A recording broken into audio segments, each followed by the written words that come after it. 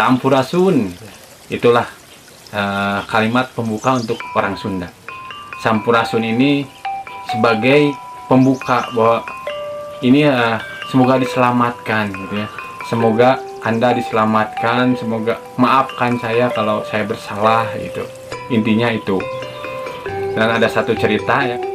Kalau kita main ke sebuah kampung ya yang mayoritas orang Sunda, itu kalau kita mau menanyakan alamat, ini hati-hati karena orang Sunda dengan keramahannya juga sering membuat kita bingung gitu ya. Kenapa? Karena kalau kita menanyakan alamat pada orang kampung gitu ya, biasanya kita kalau mainnya ke kampung gitu ya, kan di pinggir-pinggir jalan suka ada orang tua yang pulang dari kebun lah gitu ya, pulang dari sawah mungkin gitu ya.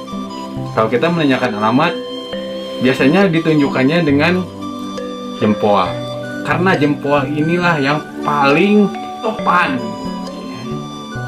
Oh, ini kasar nih, kalau telunjuk, nunjuk, kalau dia nunjuk pakai telunjuk itu kasar, itu tidak sopan.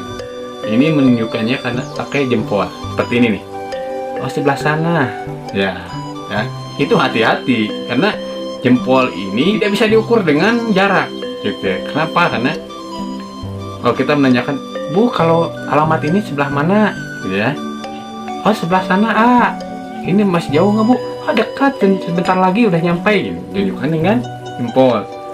Nah, dekat menurut mereka itu bisa jadi 3 atau 4 kilometer lagi, karena menurut mereka itu dekat.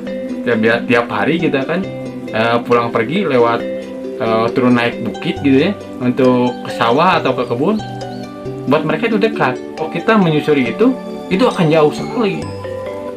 Jadi hati-hati kalau ini nih, sebelah sana masih dekat, tanya lagi berapa jauh dekatnya gitu ya. Karena itu akan mungkin bisa jadi sejam atau 2 jam lagi gitu ya. Udah dekat sebelah sana di depan ya. Nah itu saking sopannya gitu ya. Jadi ya, jangan sampai terkecoh gitu dengan hal itu gitu ya. Terus